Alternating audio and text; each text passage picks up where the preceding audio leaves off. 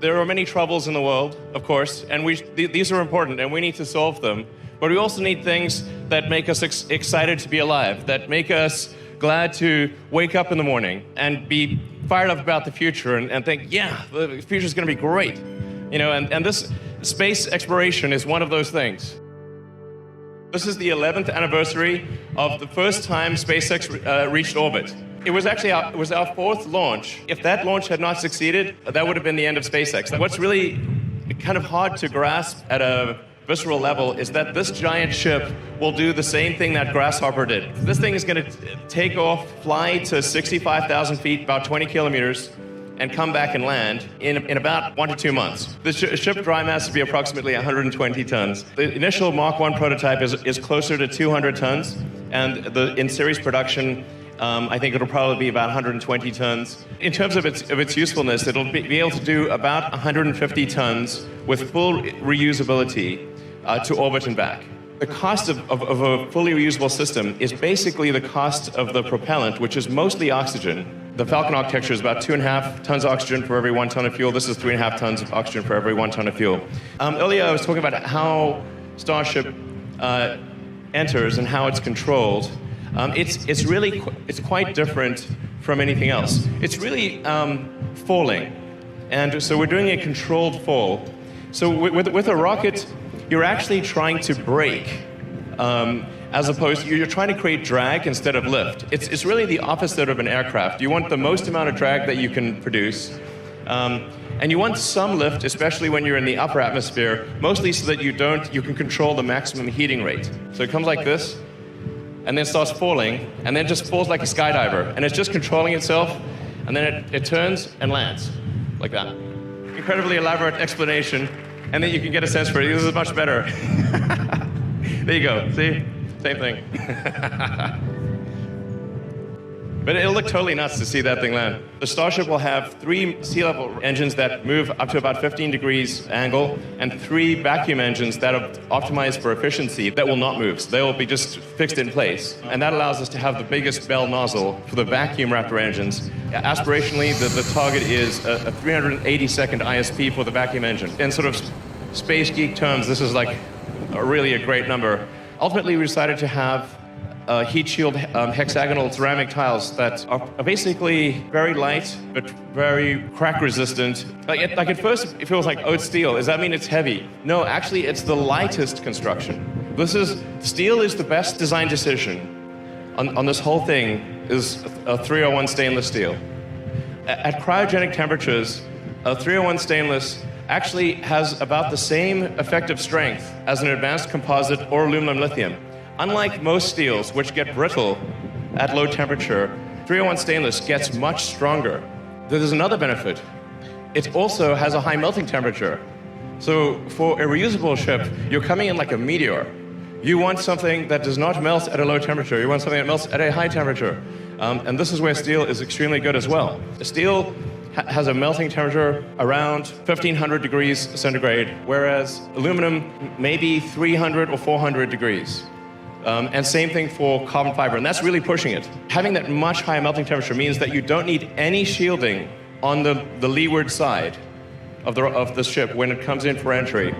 And the shielding you need on the windward side, the hot side, is massively reduced because the thickness of the tile is dependent on how hot does the back of the tile that interfaces with the airframe get. And because the steel can take a much higher temperature, your heat shield is much lighter.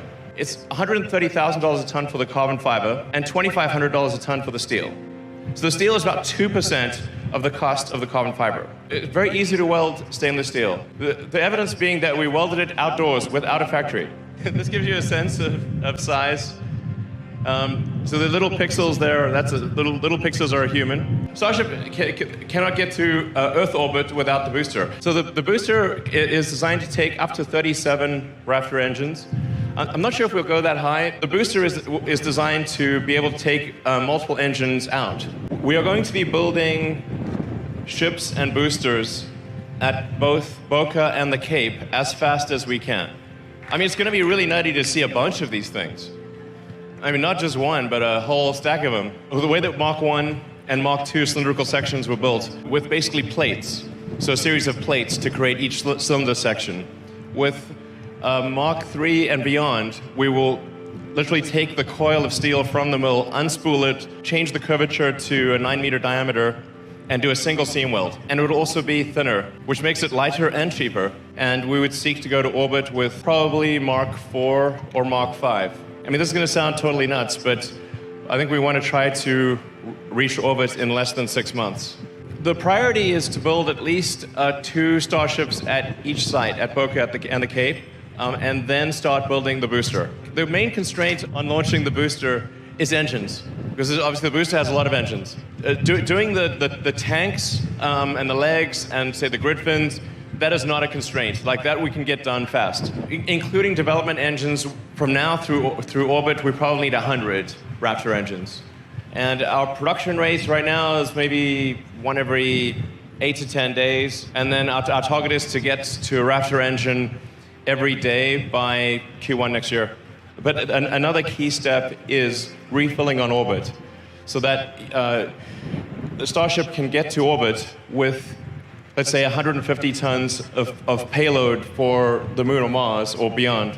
It can get tankered to fill up its propellant tanks, and so that it can depart from low Earth orbit with 1,200 tons of propellant. Your delta velocity is enough to transport literally 150 tons to the surface of the Moon or Mars. It's actually harder to dock with the space station than it is to do orbital refilling.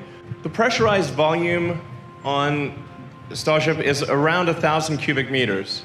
So if you had 100 people, you'd have 10 cubic meters per person, which is, especially in like a zero-G situation, that's actually quite a lot of room. And by the way, 1,000 cubic meters, I think, is close to what the space station pressurized volume is. You know, Starship is like launching space station pressurized volume on every flight. This is quite a lot. Definitely possible that the first crewed mission on Starship could leave from Boca. To the best of my knowledge, both places will launch crewed missions. We think it would be very exciting to have a base on the moon, even if it's just a science base. Whether or not people want to live on the moon, there's definitely a lot of science to be done. The critical thing that we need to focus on, I think, is the fastest path to a self-sustaining city on Mars. As far as we know, we're the only consciousness or the only life that's out there. There might be other life, but we've seen no signs of it. You know, people often ask me, what do you know about the aliens and that? You know, I'm like, man, I tell you, I'm pretty sure I'd know, you know, if there were aliens. I've not seen any sign of aliens. I think we should really do our very best to become a multi-planet species and to extend consciousness beyond Earth. And we should do it now. Thank you. Thank you.